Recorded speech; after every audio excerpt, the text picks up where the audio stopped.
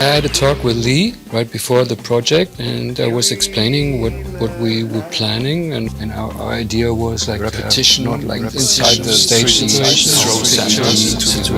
I riveted a dubstick for Lee, and I told him, and he said, Spatial, no problem. It was like he exactly knew what we were talking about, and it stayed in our minds.